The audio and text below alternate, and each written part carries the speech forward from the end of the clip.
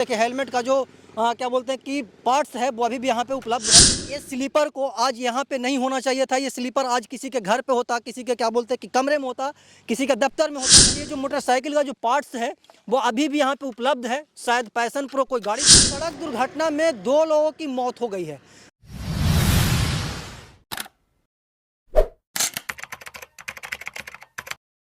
अभी हमारी मौजूदगी है राजगीर जहानाबाद SH 71 सड़क के किनारे।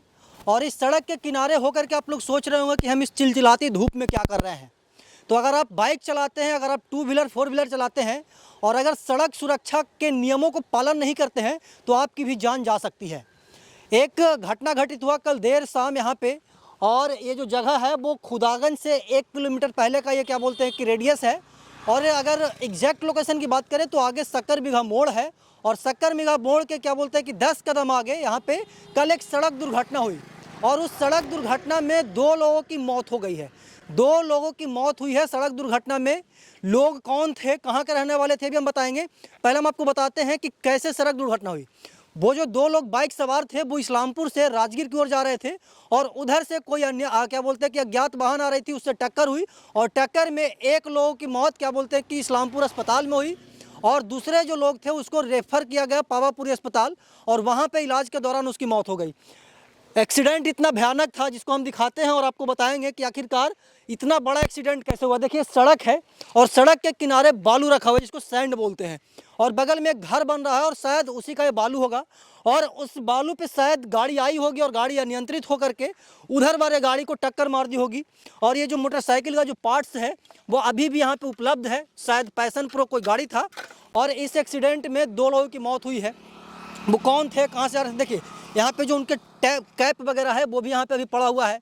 ब्लड क्या बोलते हैं कि ब्लड का जो स्पॉट है वो भी आपको दिख रहा होगा। इधर जो ब्लड का स्पॉट है वो भी आपको दिख रहा है। और आए दिन यहाँ पे जो एक्सीडेंट की जो घटनाएं हैं वो होते रहती है। बिहार SH 71 पे अगर बलुआ खंड और खुदागंज के बीच की डिस्टेंस की अगर बात करें तो हमको लगता है कि महीना 2 महीने में 2-3 एक्सीडेंट होता है और 2-3 लोगों की मौत भी होती है। सिक्योरिटी क्या है यहाँ पे सड़क का वो मतलब कि यहाँ पे बनाया नहीं जाता। अगर डेंजर जोन है तो यहाँ पे जो SH के जितने भी अधिकारी पदाधिकारी हैं उनको यहाँ पे विशेष सुविधा देनी चाहिए, विशेष लाइटिंग की व्यवस्था करनी चाहिए कि यहाँ पे डेंजर जोन है, यहाँ पे गाड़ी धीरे धीरे चलाए। लेकिन यहाँ पे वैसा व्यवस्था कुछ भी नहीं है। इधर आइए हम आपको दिखाते हैं।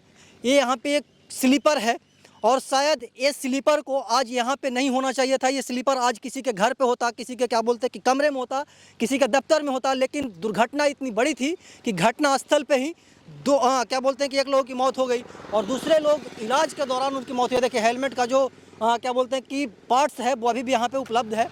और वो जो दोनों लोग रहने वाले थे, एक पाली के रहने वाले थे और दूसरे जो लोग थे, पहला का जो नाम था अरुण कुमार, उनको पावापुरी अस्पताल रेफर किया गया था। वो उनकी मौत वहाँ हुई। 60 वर्ष उम्र था।